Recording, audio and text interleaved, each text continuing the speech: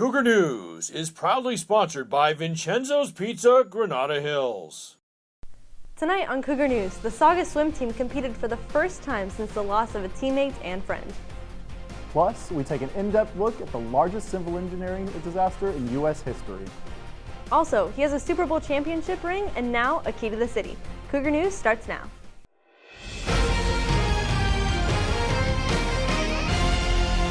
This is Cougar News. Hello and welcome to Cougar News. I'm Heather Harpin. And I'm Andrew Gold. Here's the latest from the Cougar Newsroom. We have breaking news for you. Governor Jerry Brown issued an executive order that calls for a mandatory 25% water reduction through all of California. This is the first ever statewide mandatory water reduction. The savings are expected are to amount to 1.5 million acre-feet of water over the next 9 months. More information on this, head over to cougarnews.com. More breaking news. Between the hours of 8 and 9 p.m. on Monday night, a man described as a white male wearing a dark hoodie approached a female student, grabbed her breast, and pushed her to the ground. Campus Safety is currently investigating the incident and accepting any assistance from witnesses. Please contact Campus Safety at 661-362-3229. The LA District Attorney's Office has decided not to pursue criminal charges against a Santa Clarita restaurant owner accused of human trafficking and involuntary servitude. After spending 2 days in jail, the 47-year-old Pardeep Kumar, owner of the Tandoori Grill in Valencia, was released after county prosecutors determined there was not enough evidence to pursue criminal charges. The alleged victim recanted his allegations after first accusing Kumar of physical abuse and forcing him to work 12 to 14-hour days for the last 3 years without pay. Paul Mano, co-owner of Jasmine, a restaurant next door to Tandoori Grill, spoke to Cougar News about his impression of Kumar. Seemed nice. Yeah, kind of, the big guy, Bali, big guy. Smiling, we say hi and, hey, how are you? Like that. Yeah, he not seem to be like a dangerous person. Kumar has returned to work at Tandoori Grill, but declined to comment on the allegations. Domestic violence and sexual assault are difficult to discuss to some, but College of the Canyons is doing everything it can to keep an open dialogue with students. On Tuesday, the school invited Jackson Katz, a sexual rights activist, to speak on the subject. About 1/3 of reported sexual assault cases happen on or around college campuses. Knowing that, College of the Canyons tries to take a more proactive role by giving students numerous ways to educate themselves on the matter. I think it's critical. I think part of being an educated person is making connections and seeing the world in more complex ways and going beneath the surface, not just taking things at face value. And part of my work is trying to help people see things that they might not have seen before and make those kind of connections. The school offers additional education online in the Student Health and Wellness page under the tab Sexual Assault. All students are encouraged to take a look. We have updated our sexual assault policy here at College of the Canyons, but we also want to inform the students about the importance of sexual assault and the consequences that follow. But men in general, not just men who are abusive, have a role to play in changing the social norms in male culture that help to sustain that abusive behavior, because the typical perpetrator, the typical man who engages in these abuses is not sick or sociopathic. He's in other ways a normal guy, which means that all of us who help to shape what it means to be normal have a role to play. If you or someone you know is ever the victim of sexual assault, COC also offers a 24-hour hotline you can call at 661-253-0258. Reporting for Cougar News, I'm Andrew Gold. A flurry of police activity kept residents on edge, and one Canyon Country street shut down last Sunday. An off-duty Los Angeles Police Department officer was involved in a car-to-car shooting in Santa Clarita on Sunday. The officers were in a pickup truck at the corner of Rainbow Glen Drive and Swallow Court. Around 10:15 a.m., a white car drove up and 2 men inside opened fire. A resident who lives in the neighborhood and who was in her home Sunday morning gave us her account of what happened. So basically, Sunday morning around like 10:30ish, 11, I woke up to like 5 gunshots. It was one and then maybe about a second pause after the first one, and then you hear 4 consecutive ones after that. And probably about 5 minutes after that, you just start hearing a bunch of sirens, like cop cars, ambulances, fire trucks, all of that. So they let the neighborhood know that it was an altercation between 2 males and an off-duty LAPD officer, and it started off at LA Fitness. and I guess the two flashed a gun at him, at the off-duty officer, and then they chased each other and ended up on Swallow Court, which is the street behind mine. Authorities say they have a suspect in custody and no injuries were reported. A sad story tonight. The Saugus High School swim team came together to remember a friend and teammate whose life was cut entirely too short. From a distance, it would appear as if the Saugus High School swim team was just preparing to dive into another swim season. But if you look closely, #SwimForJen reads across the back of all their shirts, paying tribute to their teammate, Jennifer Stift. She was one of the most outspoken, team-spirited, audacious girls that you could ever have on your team, and she really brought a lot of life to our team. Hugs and tears were a major part of the first home swim meet, where Jennifer Stift was honored. The Centurions dedicated the 2015 season and left a lane open as a nod to her memory.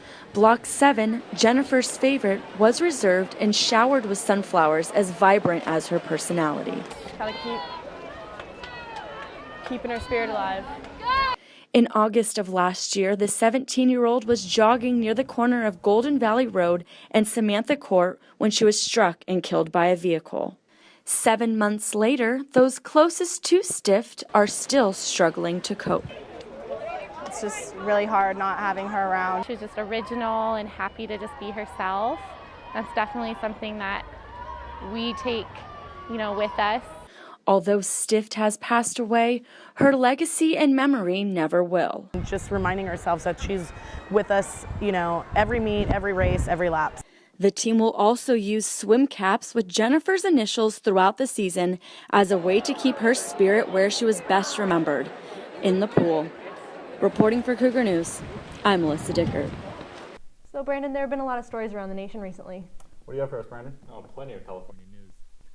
The UC Berkeley soccer player who went missing this past weekend has been confirmed dead, according to authorities. 19-year-old Eloy Vasquez was struck and killed on the 10 freeway on Saturday after he was last seen leaving a party near USC. Friends and family have been searching for him throughout the weekend, with a $100,000 reward being offered for his whereabouts. Vasquez was a talented player, according to his teammates, with his coach saying that it, quote, was a safe bet he was heading to the MLS. Without an execution in nearly a decade, California's busiest death row has run out of room.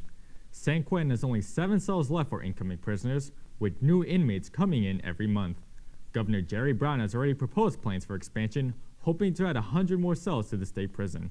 The proposal will cost an estimated $3.2 million and is yet to be approved by state legislator.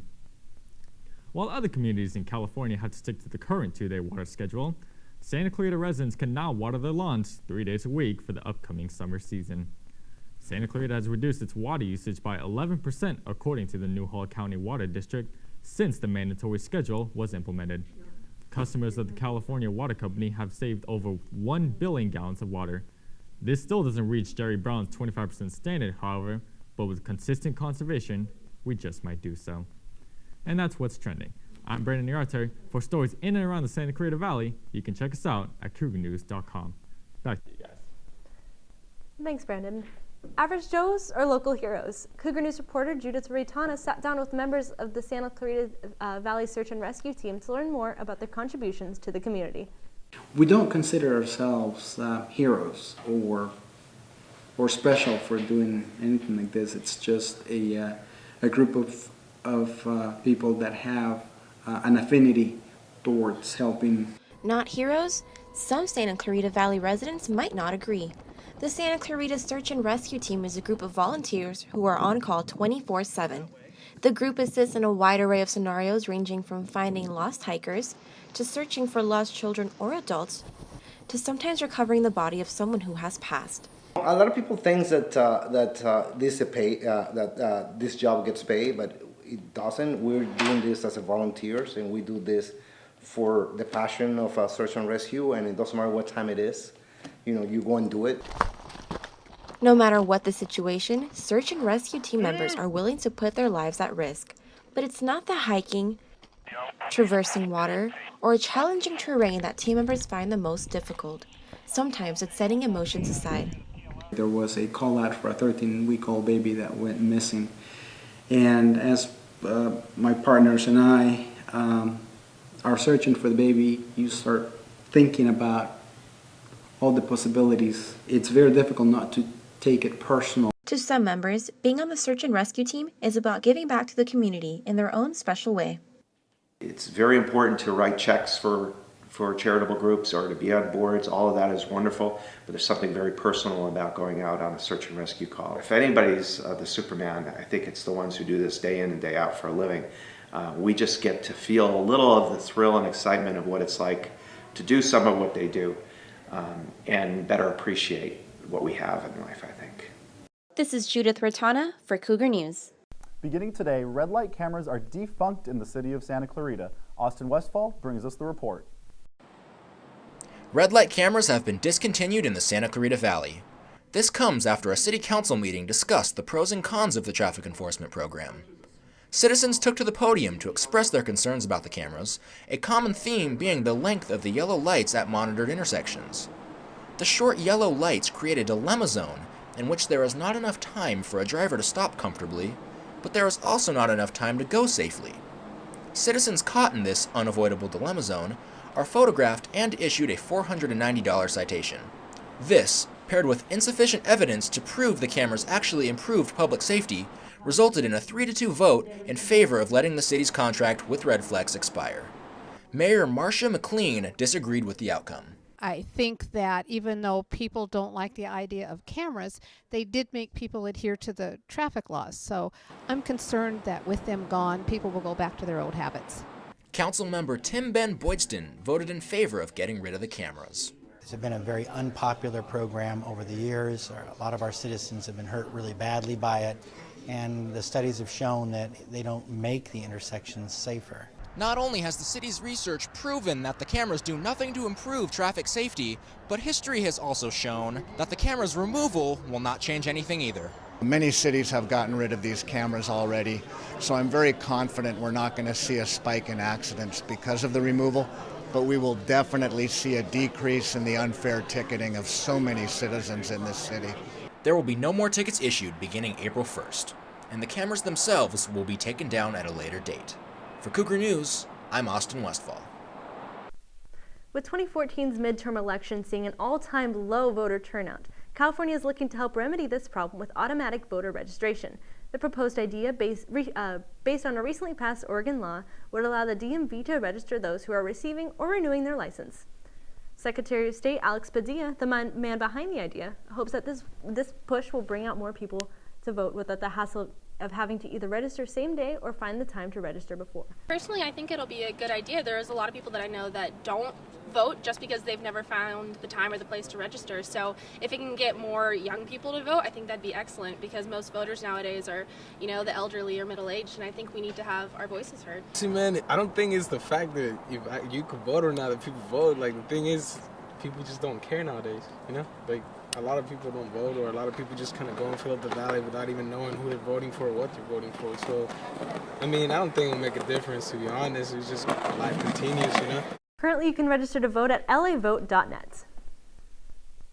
Alongside the Culinary Arts Facility, Canyons Hall is one of the newest buildings to arrive here at COC. Brandon Iriarte gives the details on its official opening. Hundreds of people gathered to the brand new Canyons Hall building for its official grand opening.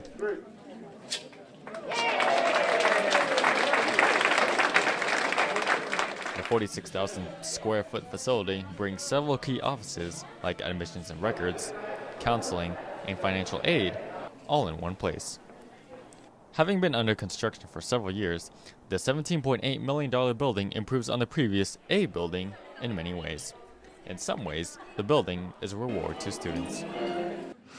Given the inspiration of what our students can do when they apply themselves, this building is a foundation for our student achievement. Canyons Hall is found next to the Student Center in Honor Grove. For Cougar News, I'm Brandon Iriarte. 45 years of memories and 45 years of impact. The COC Alumni Hall of Fame welcomed 5 new members this past week. Former students and now respected community members Myrna Condi, Dr. Stacy Gaurub, Margie Ann Clark, Don Cruikshank, and Ed Padilla were all honored at a luncheon in the University Center. The group walked the halls of COC at different times, but shared similar experiences of helpful instructors and a solid foundation that led to success following graduation. It is a great privilege to be here today to accept this honor, but more importantly, it's a great opportunity to reflect on what an amazing campus COC is. I was asked to speak today about how COC has impacted me, and I got to tell you, COC has impacted every aspect of my life. Personally, professionally, when I was a youngster, I came to COC, I didn't have a clue where I was going, and COC gave me the opportunity to explore options, and I think that's really the purpose of the college. COC Chancellor Diane Van Hook says the Alumni Hall of Fame exemplifies the power and potential of a community college education. Coming up on Cougar News, COC finds a way to appeal to our vegetarian students. Plus, Santa Clarita hosted a fashion show recently. Check out the story in our entertainment segment. Stay tuned. Are you still looking for your school? College of the Canyons is located on scenic rolling hills with competitive programs such as new media journalism, state-of-the-art sports facilities, and a culinary arts program that will be opening their brand new building with 3 state-of-the-art test kitchens. At only $46 a unit, you will discover that COC is the community college for you. Find out more at www.canyons.edu. I'm Richard Horvitz. I'm Tara Strong. I'm Michael C. Morona. And I'm Danny Tamborelli. Hi, this is Ming Chen. This is Mike Zapsik. Hi, it's Louis Anderson. I'm Weird Al. I'm Florence Henderson. I'm the Grinch. And you're watching. And you're watching. And you're watching. And you're watching. You're watching. And you're watching. And you lucky people are watching. Cougar News. Cougar News. Cougar News. Cougar News. Cougar News. Cougar News. You're watching Cougar News. So this is for the older ladies. And I'm a cougar.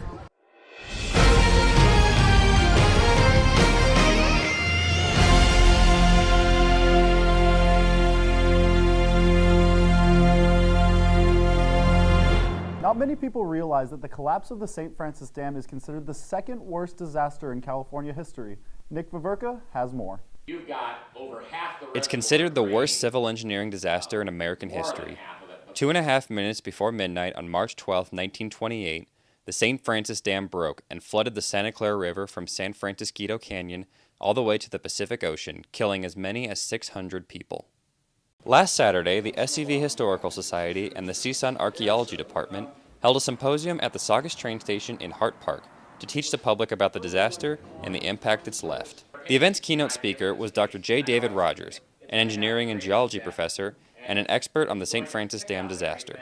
So after the debris flow goes by, it slicks everything up, it takes all the rough surfaces out, it removes all the weeds, the trees, everything, and now the next part of the slide that comes down just goes by like a jet airplane.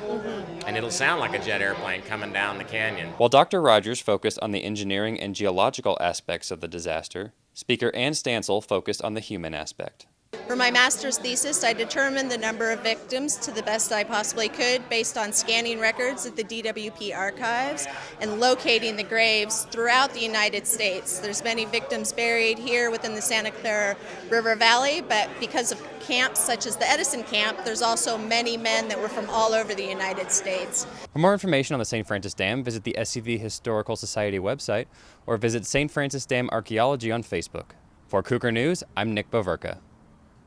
Today marks the first day that the city of Santa Clarita is allowing homeowners to water their yards an additional day. Christiane Kimberlin has more.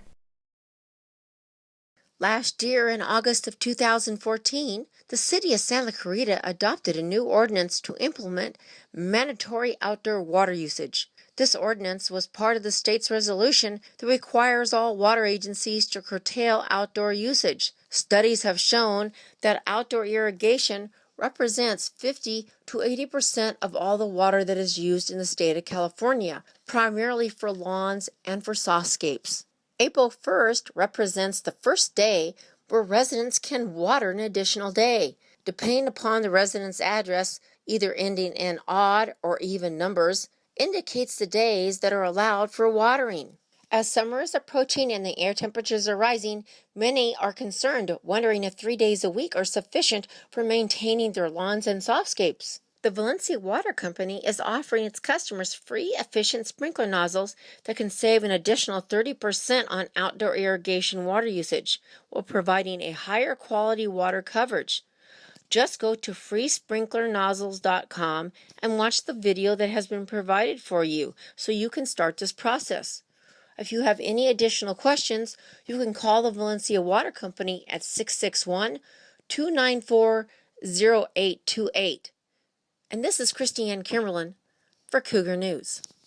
The word beautiful is not often used to describe metal, but students taking the metal sculpting class through the Fast Track program at COC are trying to dispel that notion. They are currently in the process of creating a sculpture for our college campus. Alyssa Dicker took a sneak peek at the early preparations that are underway. Sparking and clanking of metal are the two sounds that resonate through the welding workshop during the metal sculpting class on Tuesday nights. Students of all experience levels are preparing to create a sculpture for the College of the Canyons campus. They're doing the T-welds, the fillet welds, and they're also doing the lap welds. The T-welds and the lap welds make up a good portion of the sculpture, so practice is important. And there's a lot you have to watch when he's doing right there. You have to stay close, you have to be at the angle, you have to do a little pattern. Once you're done with a weld, it's obviously very hot metal, so you got to quench it in some water and handle it after the fact. It's still a little warm, and then usually you got to clean it with a wire brush. Some students are working on another aspect of the sculpture, the pattern templates. We are tracing on tracing paper the shape of the pieces, and then those will be then applied to our steel pieces so that we can cut them accurately. The mastermind behind the design and teacher Idel Achman-Teisbeer is known around town for her sculpture Iron Horse Trailhead on Magic Mountain Parkway. I just fell in love with metal. I really don't know how to say it. I like to make it not look so much like metal. I like to make it look flowing and very touchable. With Idel's background and our great program that we have here, it was really a natural fit. And so now to put together something that will be here permanently on campus with the students actually taking part in that being a permanent representation of their efforts, and for the college to have something like that built by students, I think it's just fantastic. The sculpture for COC is set to be finished in June, but for now, back to welding. Reporting for Cougar News, I'm Alyssa Dickert. Most people don't turn down a cheeseburger if offered one. Others, though, just might. COC is now offering a healthy, meatless alternative every Monday at the Cougar Cafe. Laura Pickler has more. Do you ever walk into a cafeteria and all you can find is meat? Meat, and yes, even more meat. In March 2014, the Cougar Cafe at COC launched Meatless Monday as a healthier alternative. We want vegetarians, vegans, whatever your eating habits are. We want you to know that you can come to the cafe and get that kind of stuff. It doesn't have to be a burger or a pizza. The plates ideally in the Cougar Cafe would be half fruits and vegetables, a quarter protein from a plant source such as soy, beans, or nuts, and a quarter of a grain, preferably a whole grain. College of the Canyons is promoting healthy eating. The idea seems to be catching on. Absolutely. I feel it's really good that they would be offering a meatless meal because it improves the health of many students here. Going meatless can lower the risk of obesity, cancer, and heart disease.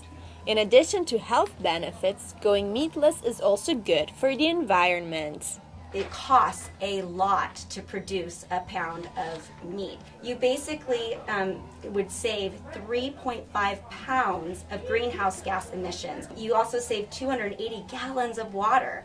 Ultimately, a healthy lifestyle can be boiled down to one word: balance. I think that there's many things that people eat too much of, but reality is too much of anything's bad for you. You can drink too much water and die. You can step into the Cougar Cafe for a meatless meal every Monday from 10:30 to 2 p.m. For Cougar News, I'm Laura Pichler. Skit scat, College of the Canyons Jazz is back. Antonio Curiel gives us the lowdown. College of the Canyons students got the chance to showcase their musical skills during the Symphonic Jazz Concert last Friday night, which was held in the Performing Arts Center. The event included the college's award-winning studio jazz ensemble and lab bands under the direction of Paul Sherman and Casey Manji. I make my kids perform every 7 weeks, so that's an awful lot of music. That they have to learn 7 or 8 charts in 7 weeks, so that's why I really push them. And I put a lot of responsibility on them. For one, it's a college level class. So even though they come to me very inexperienced, it doesn't mean my standards can drop. They have to rise to the standard. And I'm happy to say that most of them do. They exceed it. The Symphony of the Canyons then performed selections including Somewhere in Time, The Mini Moocher, and plenty of popular tunes that the audience enjoyed throughout the night. The concert provided an exciting opportunity for both ensembles to meet and collaborate on stage. If you would like to support the college's jazz program, you can go to Vincenzo's Pizza in Newhall on April 3rd, which will include performances from the school's jazz band. 20% of sales will go towards obtaining future guest artists. For Cougar News, Antonio Curiel. The premiere of Furious 7 is fast approaching, but that isn't the only thing going on in the entertainment world. What do you have for us, Ivana? Hi guys. Hollywood North Entertainment gave us a closer look at the new upcoming Fast and Furious ride at Universal Studios. Let's check it out. Hey guys, I'm Ariel Thompson with Hollywood North Entertainment. Fast and Furious isn't just a movie anymore, it's now going to be a ride. On June 25th, Universal Studios is opening Fast and Furious Supercharge as the grand finale of the Studio Tour ride.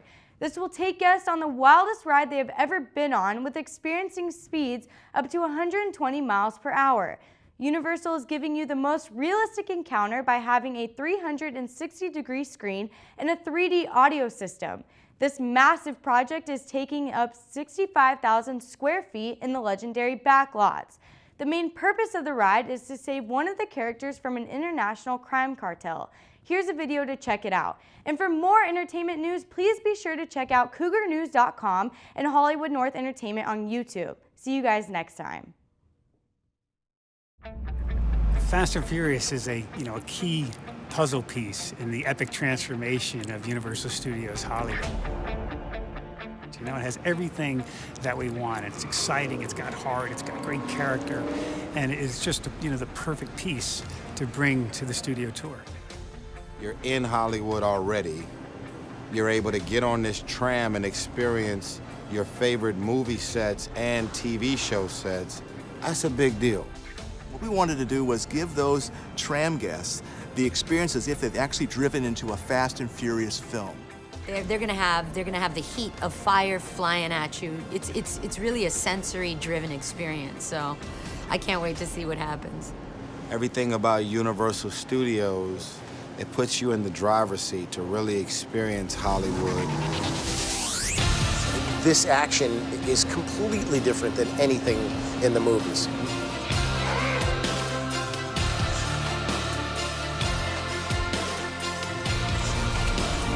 I get a chance to become Luke Hobbs and kick ass all in 3D. This, I think, is going to be super special. I can't wait.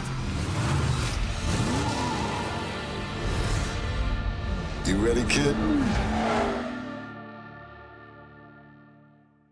One of the boys has left One Direction. Zayn Malik has said his goodbyes because of stress and wanted to be a normal 22-year-old.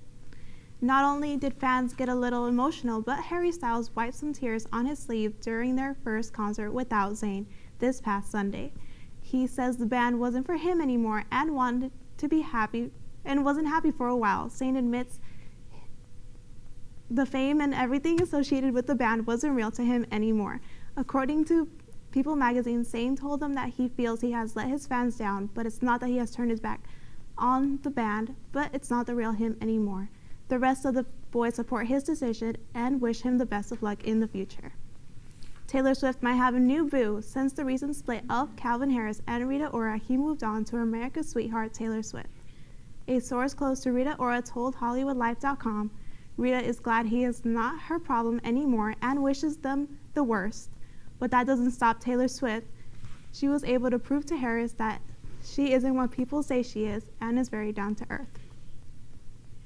Taylor Swift hasn't made it Twitter official that they are together, but they were recently seen at a Whole Foods market and getting a little close at the Kenny Chesney concert in Nashville. Who knows how long this one will last for Taylor.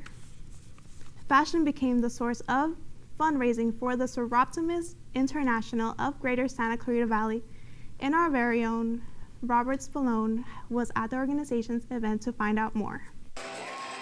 Models hit the runway for this year's Soroptimist of Greater Santa Clarita Valley fashion show at the Hyatt Regency Hotel in Valencia. This event is one of our two major fundraisers. It was a fabulous event. We've raised more money than we've ever raised. We sold out ahead of time. We had fantastic boutiques. We had fantastic vendors. We had fantastic people that were models, and it was a great event. As one of the organization's biggest events, the fashion show takes months of planning. I started this about a year ago, and it was a dream as far as the theme and what I wanted to do on this show. And about 7 months ago, I actively got engaged in it by finding the title sponsor based on my dream of cruising down the boulevard and hoping that Valencia would be my sponsor. The show also featured a boutique filled with different vendors, some of which had their designs appear on stage. This is actually our first year doing it, so we're new to all of this, so it's pretty fun. It's a lot of people, and we hope also not only does it help Soroptimist Group, it also helps the stores so that we get more people coming in, looking at us, and hopefully more customers. The Soroptimist International of the Greater Santa Clarita Valley not only brought a new sense of fashion to the community, but proceeds from the day's show will help fund the group's effort of helping women in the Santa Clarita Valley and abroad. We did it for a good cause, to help women and girls all over the world and in our community. And that's the whole idea around this. Soroptimist is so in my heart. It is my charity of choice, and since I've been involved, I just love the organization. Robert Spallone, Cougar News. Since 2009, international designers and celebrities have flocked to LA's Fashion Week, what some say is the largest event in the industry. VIP and media kicked off the 5-day event, hitting the runway as designers showcased their new collections. That's all I have for entertainment, guys. Back to you. Thank you, Ivana. The city of Los Angeles celebrated Bangladesh Independence Day with the parade. Austin Preciado was able to bring us all the festivities. The annual Bangladesh Parade was celebrated last Sunday the 29th in Los Angeles, bringing their culture and tradition to the city. It's the celebration of Independence Day of Bangladesh. This is the 26th March. We are celebrating our culture, and everything's going to be a lot of kids, a lot of float, and going to be a really colorful parade today. I just like embracing my culture so everybody can notice. I love all the dresses. I like getting the looks, I'm like, oh, what is it? At the parade there were floats, marching bands, and a lot of people having a good time. For Cougar News, this has been Austin Preciado reporting. If you're looking to join an honor society here on campus next semester, you don't have to look any further. The Gamma Beta Phi Society hosted their annual induction ceremony this past weekend, where 24 new members, including 7 officers, were sworn into the society. Students join every semester, but we only induct once a year. We have currently about 80 members for this school year. Students it's invitation only because it's an honor society. It's a 3.2 GPA and at 12 units completed here at COC. And we send out an email right before each semester starts. Last Saturday, College of the Canyons held their annual women's conference to encourage different generations of women to feel empowered by their gender. Jamie Broadway gives us a closer look. The theme of the annual College of the Canyons Women's Conference, Blossom and Bloom, brought all generations of women together to help expand their growth. Diane Ferrero, event chair, gives us an overview of the multiple sessions held throughout the day. We had three really different strands of speakers that we focused on. So there was our generations strand, there was kind of a finding your passion strand, and then one about career and career exploration. Keynote speaker Lisa Welker-Finney spoke about inspiring women in history who remind us no matter where we start, we have the ability to be our own personal best. Women today get professional and personal development and also to network with others. The women left today's event with a sense of empowerment and inspiration to go out and conquer the world. I'm Jamie Broadway, reporting for Cougar News. Still to come on Cougar News, a charity event at College of the Canyons helped raise money for a good cause. Also, a local swimmer is racing her way into the Olympics. Don't go anywhere. Hey, this is T-Boz at TLC. This is Batman. I'm Michael C. Morona. And I'm Danny Tamarelli. Hi, this is Ming Chen. This is Mike Zapsik. Hi, it's Louis Anderson. I'm Weird Al. I'm Florence Henderson. You're watching. And you're watching. And you're watching. And you're watching. And you're watching. And you lucky people are watching Cougar News. Cougar News. Cougar News. Cougar News. Cougar News. You're watching Cougar News. And I'm a cougar. Stay tuned. Habitat for Heroes. Really, it's a story about people.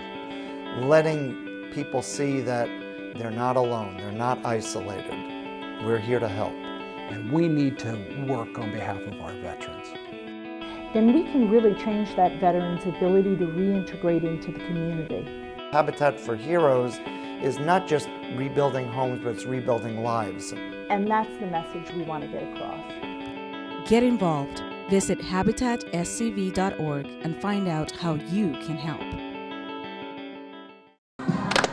Knock out cancer! You're watching Cougar News!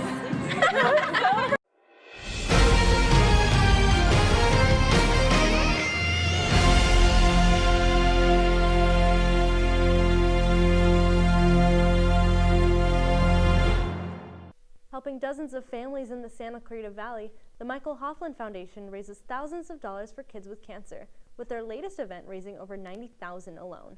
Brendan Iriarte tells us about the Walk for Kids with Cancer.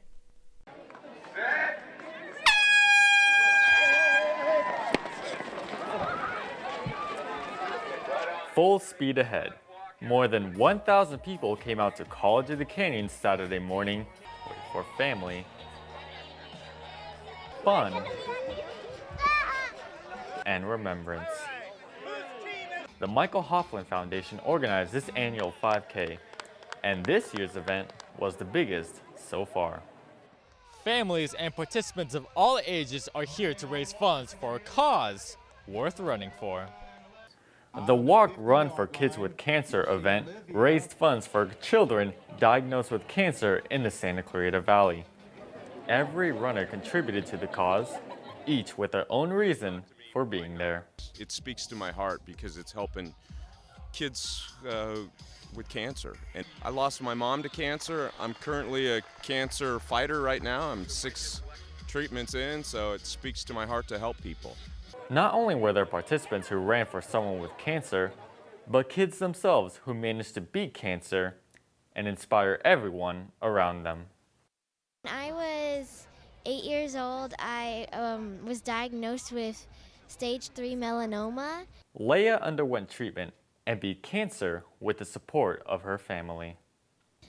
My mom was always there for me. She's like my heart because she's so supportive. She now runs for her own team, who are constantly inspired by her story. I kind of was like their mascot because I would always wear their uniform, and they said that I had the heart of a champion. That's what they said, because I was so sweet and nice to them. They just make me feel so proud for who I am. For Cougar News, I'm Brendan Iriarte. Some say life is a race, and the COC track and field team honored the life of a coach at their last meet. Our very own Felisa Cardenas was there for the event. Let's take a look.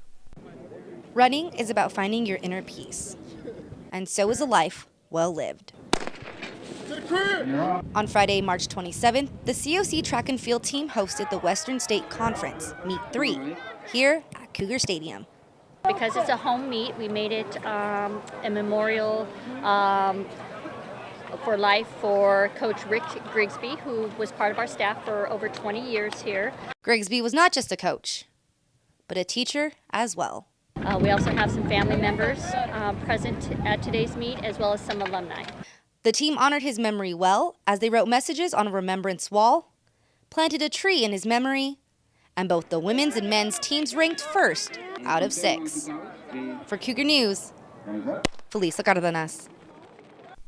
From the pool to the diamond, there's a lot going on this spring. What's going on in the sports world, Aldo? A lot's going on, guys, as we're heading from the track to the diamond as we head into conference play between COC and the LA Valley Monarchs. A home-away-from-home game for the conference-leading Monarchs, as they have played every home game on the road this season due to their new stadium construction.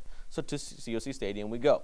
And we'll start in the top of the 4th as Cougars are up 2-0 as Monarchs pitcher Robbie Stoll walks 2 men in a row, giving the Cougars a prime opportunity for Cole Mears as he's able to hit that ball into left field, bringing in big man Roy Verdejo, giving the Cougars a 3-0 lead over the Monarchs. The scoring doesn't stop there, folks, as Tyler Ryan is able to add to the lead with a nice RBI single to center to once again bring in Verdejo. But Tyler's brother Jake also wanted a piece of the action as he doubled to center field to bring in 2 runners home for the Cougars, giving them a 6-1 advantage. The Monarchs would try to fight back, though, in the bottom of the 9th, but their rally was stopped short by Jose Jaros as he was able to pick up the save, and the Cougars knocked the Monarchs off their throne 6-5. From one diamond to the other, we move on to number 4 ranked Cougars softball as they headed into a doubleheader against Antelope Valley College. The Lady Cougars were coming into this game on a 4-game win streak as they were trying to catch Citrus in the standings. We'll start in the bottom of the 1st as AVC pitching was struggling early on in the game as we saw both Maria Acosta and Summer Begley walk the Cougars into a 3-1 advantage early on in the game. Summer Begley did struggle throughout the game, giving the Cougars a 7-1 advantage going into the late innings. However, the Lady Cougars saw their pitching lose their dominance as that 7-1 advantage slipped away in the top of the 7th as Ashley Russo allowed 7 hits for 4 runs, narrowing the lead to only 2. But no comeback for AVC as number 11, Taylor Crowder, could not bring in the runner, grounded out to first, as COC was able to take the first meeting 7-5. It wasn't all bad, though, for AVC as they were able to get some revenge and take the second matchup 7-6.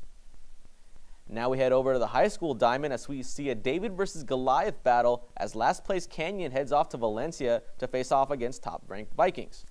Andrew Sohikian gets the nod for the Vikings as he'll go up against Daniel Bonaro of Canyon. We'll go into the top of the 5th as Blake Leidholt hits a nice 2-run RBI and brings in runners to reduce the Valencia's lead to only 2 runs. The score is 4-2 by the end of that. Makana Gomez of Canyon hits an RBI single in the top of the 5th and was able to tie the game up 4-4.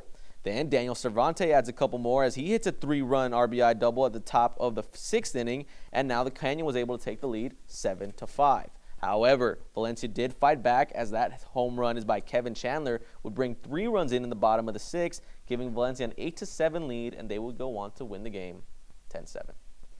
Heading back over to COC now, this past Friday the COC swim team competed in a dual meet in Santa Barbara. The girls finished 3rd overall to Santa Barbara City College and Ventura College, while the boys also finished 3rd against Ventura and Valencia and LA Valley Pierce. The next swim meet will take place this Friday and Saturday in Pasadena. From college to high school we go now, as it was last May that local fans felt a seismic shift in the high school swim ranks. The Valencia boys and girls were able to knock off Hart for the first time in 5 years. But yesterday provided a prime opportunity for the Indians to even the score. But even with a veteran-laden team, particularly on the girls' side, Hart could not overcome a powerful Vikings squad as Valencia swept the dual meet as the boys won 91-79 and the Viking girls outpaced the Indians 87-83. The news wasn't all bad, though, for Hart as Stanford-bound Cole Cogswell outsprinted the field in the 50 free. His time of 21.11 was quick, but off his personal best. Hart will get another shot at Valencia, though, at the Foothill League prelims and finals in early May. From the diving board to the swimming pool we go, as a local high school swimmer is breaking world records and quickly making her way for real in the Olympics next year. Cougar News reporter Chantel Del Aguila dove in to give us a closer look.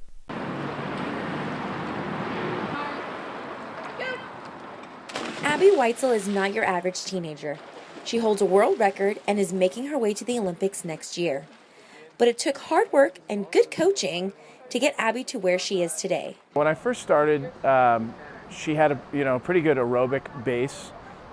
She was good at more kind of endurance type stuff, and we've kind of changed it to more speed oriented, more technically oriented. We do a lot of drills that are a little bit different, unorthodox. We do a lot of change of equipment. And then one of the big transitions I think for her was dry land in terms of just overall developing athleticism on land. I think that really helped her performances overall at the highest level.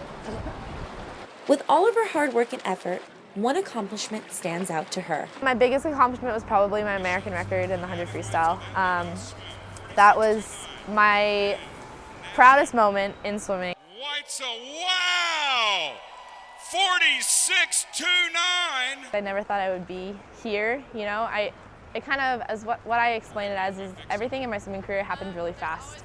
So I haven't really had time to sit down and process, I think I'm gonna be here in 5 years, or I think I can reach these goals, or I think I can do this. It all kind of just happened to me, and so it still it's still a lot to catch up to me. It does take a while for it to catch up, and it still hasn't really hit me. Abbey has 1 gold medal and 2 silver medals for an international meet, as well as the title of fastest junior swimmer for the 50 and 100 freestyle event in the U.S. But what does the future hold for her? Planning on, just going to Cal, going to school, going to swim, and, just kind of having that start of my college career. For Cougar News, I'm Chantel Del Aguila. Going from the pool to the tennis courts now, as Valencia High School took on Golden Valley yesterday afternoon. The Vikings were led by 3-star recruit Chad LeDuff as he put on a show for the Vikings.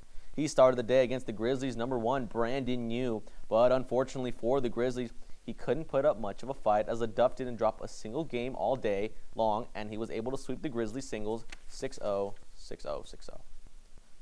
From the roar of thousands at a high school football stadium to the millions watching Sunday Night Football, Shane Vereen never forgot where he came from. Yvette Sanchez had the opportunity of talking with him about the importance of giving back to his hometown of Santa Clarita. The city of Santa Clarita hosted a question and answer luncheon in honor of the hometown superstar Shane Vereen for his accomplishments in the NFL and in the city of Santa Clarita. With the key to the city of Santa Clarita. If I could drive home anything, I know the kids hear it all the time, school, it is so important. It opens more doors than football ever will open for me. Football has been able to give me somewhat of a stage. My intellect and my academics will take me much further than football ever will. He may have played for the New England Patriots, just won a Super Bowl, and now plays for the New York Giants. But Shane Vereen will never forget what it is to be a Valencia Viking and how important it is to give back and inspire the city of Santa Clarita. The camp is Playmakers Camp is me and my brother's football camp, youth football camp, I should say. And all the proceeds benefit Children's Hospital, Los Angeles.